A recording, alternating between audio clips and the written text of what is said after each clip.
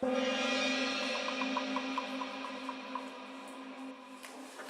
d'être présent. Merci d'être venus nombreux pour les gens qui nous entourent.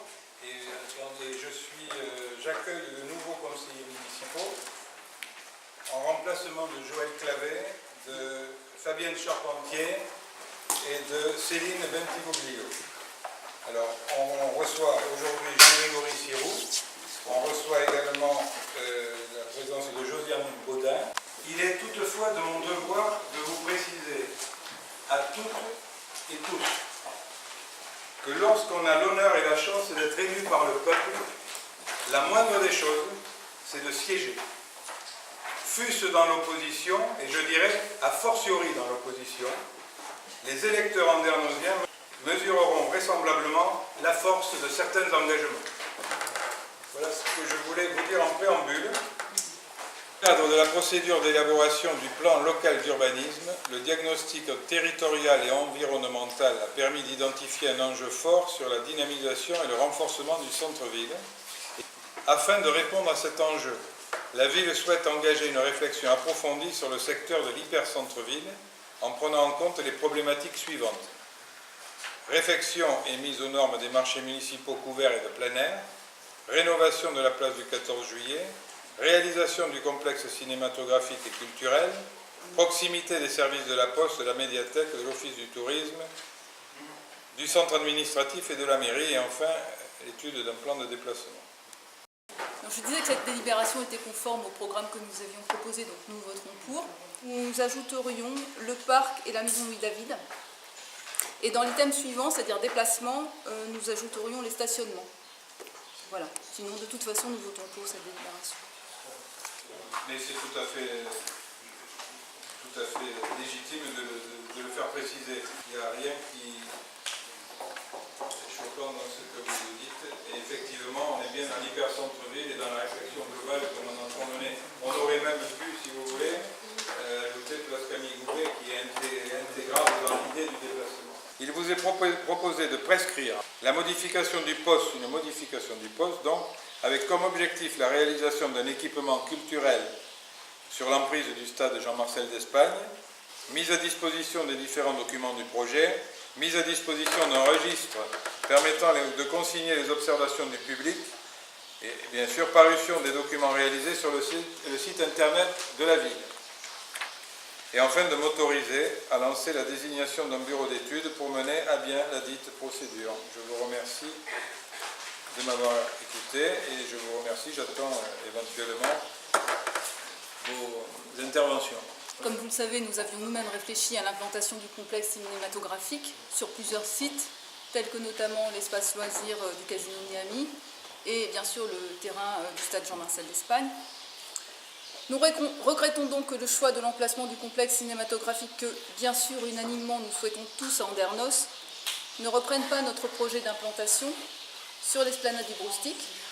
Cet emplacement du Broustic, déterminé et choisi par les exploitants potentiels du complexe, offre de multiples avantages par rapport à l'ancien stade Jean-Marcel d'Espagne. Seul nous importe le bonheur et le succès de notre ville et de ses habitants. Nous accueillerions réellement avec soulagement l'évolution de votre réflexion qui vous permettrait d'étudier avec sérénité notre proposition alternative. Celle-ci reste pour nous sans aucune mesure la meilleure. Je vous remercie de votre attention. Et on ne va pas refaire la campagne qui avait beaucoup tourné autour de ces divers choix. Mais malgré tout, puisque vous la reprenez, puisque vous nous faites un flashback de 6 mois, je veux bien m'y adapter uniquement pour vous répondre que le projet que vous aviez imaginé sur le parking du Broustic ne pouvait pas se faire.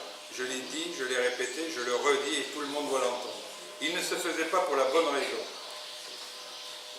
que lorsque ce parking, cette emprise a été cédée à la commune en 2011, je crois, ou 12, par le Conseil général de la Gironde, il était assorti d'une clause qui disait qu'il était pendant 20 ans inutilisable à toute autre forme d'utilisation qu'un parking. Parce qu'il vous a été cédé pour 10 000 €. Je vois mal le Conseil général, et ils le disent dans une clause, une deuxième, vous laissez pour 10 000 € l'emprise de cette possibilité. Le Conseil général s'y serait opposé, vous aurait demandé d'un dédommagement tel qu'on n'aurait pas pu le faire. Je vous certifie d'aller voir l'étude de Maître Rado pour aller voir l'acte de cession. Vous avez pris des nouvelles dispositions concernant donc la modification du poste pour pouvoir donc démarrer ce projet de cinéma avec une promesse de campagne. Le poste ne nous autorisant qu'un coefficient d'occupation des sols de 0,20, on peut y apporter une modification pour étendre un peu les droits à construire, mais le 0,20 pourrait déjà nous satisfaire. Ce qu'il y a de certain, c'est que pour l'instant, nous n'avons pas totalement récupéré les possibilités qu'il y a pour faire l'outil culturel. Le stade est bien à nous. Ça, on a récupéré la propriété, mais il y a quelques vicissitudes juridiques liées au dépôt du permis de construire qui va être bientôt frappé de caducité. Mais oui, effectivement, nous allons demander une petite modification du poste pour arriver à faire un outil conforme à ce que les gens attendent. Il y a des observations? Oui. Je vous écoute. Alors, nous ne pouvons qu'être favorables à la continuité de ce que nous avons mis en place. Puisque c'est quasiment du clé en main, les terrains ayant déjà été réservés. Il nous apparaîtrait néanmoins opportun de poursuivre le processus mis en place pour accorder les permis de construire individuels sur la base du permis d'aménager qui a été purgé de tout recours. Cela permettrait d'aller beaucoup plus vite que s'il faut attendre l'aboutissement de vos démarches. Ce sont en effet plus de 40 entreprises qui pourraient générer plus d'une centaine d'emplois sur place qui n'attendent que l'évolution de la situation. Merci Jean-Grégory Pirou. Est-ce que vous savez que ce que vous demandez de faire est illégal? Est-ce que l'avocat que vous êtes est capable de délivrer un permis de construire avec un document, sur les bases du document qui est en vigueur? Madame la sous-préfète est venue me dire en urgence, 8 jours après mon élection, arrêtez ça. Est-ce que vous pouvez vous rendre compte de ce que on est en train de faire? On est en train de mettre en situation la possibilité que quelqu'un qui a commencé à construire soit arrêté dans la minute. C'est une interdiction. Comment voulez-vous délivrer un permis sur la base d'un document abrogé qui n'existe plus? S'engager avec des artisans, des entrepreneurs qui ne sont pas forcément les plus fortunés lorsqu'ils construisent un outil. Alors leur dire qu'il n'est pas du tout certain qu'ils aillent au bout, on ne le fera pas. Bonjour Madame Roturier.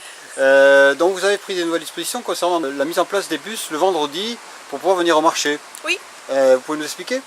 Ben oui, nous avons décidé de remettre en place un service qui existait par le passé et qui rendait un service à la population. Donc, et nous avons décidé de le réinstaurer le vendredi exclusivement pour qu'un maximum d'Andernosiens puissent se rendre au marché en utilisant gratuitement le bus mis à disposition par la mairie. Ce sera exactement le trajet qui existait auparavant parce qu'il est connu des Andernosiens, avec un seul trajet sur deux trajets différents qui desservent l'entièreté d'Andernos, deux circuits, un A, un B, avec un départ prévu sur chacun des trajets à 9 h le matin, s'étalant jusqu'à 9 h 30 en ce qui concerne l'arrivée au marché, et un départ organisé autour des 11 h pour retourner à domicile.